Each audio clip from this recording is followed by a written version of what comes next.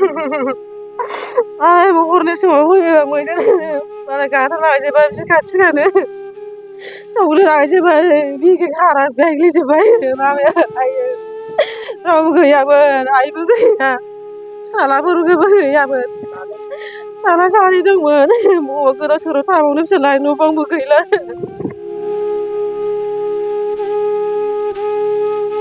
मोनसे दुखुनांथाव जाथाय मैदेरनि गाग्लोबनायाव मालदां नार्जारी मुंनि सासे सुबुंनि अबथिरा जिउ खहा।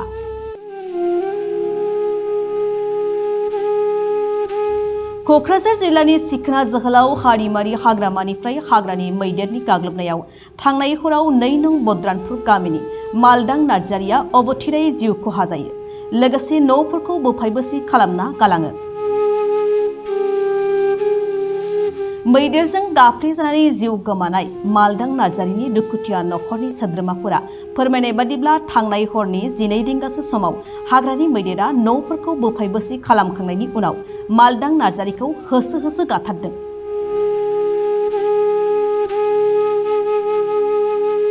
रुंसारि मालदां नार्जारीनि बिसि-फिसाफोरा बे समाव दुखुजों राहा गोथे जानांना दं। सानै उन्दै गथ'फोरजों लोगोसे जब्रा जानानै थानाय रुंसारि मालदां नार्जारीनि बिसिनो नखराव सोलिनो हानाय बायदि जा हायो एसे अनसुंथाइ हरनो बिटिआर सरकारखौ खावलायदों गामिनि सुबुंफोरा।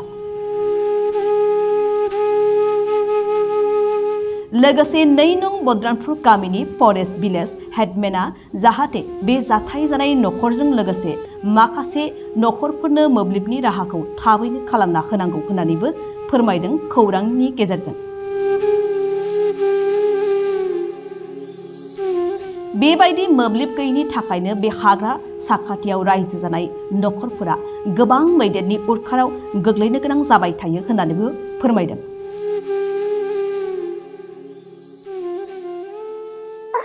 Ai, hurnya semua मैदेर मालाय गाथारलाजोब्बाय बिखा-थिखानो सौग्रावलांजोब्बाय बिखा खाना बेग्लिजोब्बाय लामाया आइयो रावबो गैयामोन आइबो गैया फिसालाफोरबो गैयामोन फिसाला सानै दंमोन बबाव गोदाव-सोराव थाबावनो बिसोरलाय न' बांबो गैला सेरलां-गलां जाजोब्बाय दिनै गारजेनानो गैलाबा मा खालामना जाबावनांगौ बिसोरलाय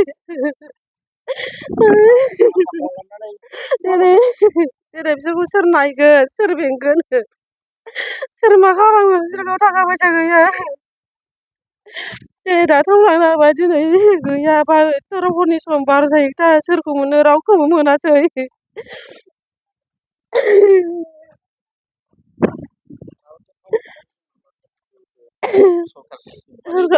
गथ'फोरनि लाइफखौ नायनांगोन नाहरनांगोन उन्दैफ्रा रावबो गैला बिमायाबो बेमारिसो मावनो हाया जायाबो गावनो आलो जाखायसो सानाय-सुनाय मावनो हाया थेर बेजोंनो जा सोलियोमोन दा नै गारजेना गैलाबा बोरै मा खालामबावनो बिसोरलाय उन्दैसो फिसालाफ्राबो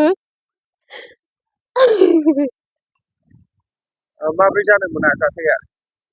जाथाया माने दिनै मोनायाव हरनि 12टासो समाव माने बे जोंहा बाबा गणेशआ फैनानै गावनि न'आव दिनैहाय डाइरेक्ट फैनानै डाइरेक्टैनो बियो होसोनाय जादों। होसोनानै गावनि न' खाथियावनो जखम जानाय जादों आरो दिनैहाय माने दिनैहाय बे हरनि समावथ' बे जाथाय जानायनि जों रावबो गैया बे बेलायाव माने गावनि बिसि-फिसाबो गैयामोन गाव हारसिङैनोमोन।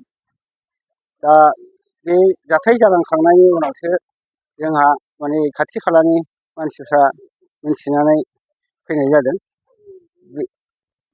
आरो जोंहा दिनैहाय जोङो नैबे 2 नं बद्रानपुर गामिनिनो सिबाय दिनैहाय मावनानै जाग्रासोमोन दिनै गैजारोङै गोरिब नखरनि मानसिमोन जाहाथे बेखौ दिनै नैबे फरेस्ट भिलेजनि जे दिनैहाय माने बिफाननि मानसिफ्रा दिनै बे बिथांनो दिनै रुंसारि जालांनाय मालदां बुथिनो दिनै जा एसे अनसुंथाइ होयो बेखौनो आङो दिनै फरेस्ट बिफाननि सरखारनाव आं दिनैहाय नैबे 2 नं बद्रानपुरनि गाहाय बेंगिरि फरेस्ट चेयारमेन हिसाबै आङो बिख'नानै होनाय जाबाय आरो। माबेसे फैया? मैदेराथ' मानै फैनाय जादोंमोन, मासेया जखम खालामनाय जाबाय।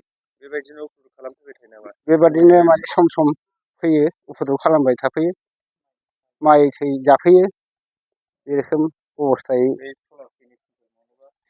जाहाथे बिथांमोना जोंनो बे एरिया दिनै 8 घर न'खर दं सा ओनसोलाव, बिथांमोननो जाहाथे नैबे जोंनो सलार आरो माबा मोनसे बेब'स्थाफोर खालामनानै कारेन्टफोर बेब'स्था खालामनानै होबाय बायोबा मोजां जागौ आरो। खोमसि खोमलाव बेखिनि आरो न'खराव खोमसि खोमलाव जायो।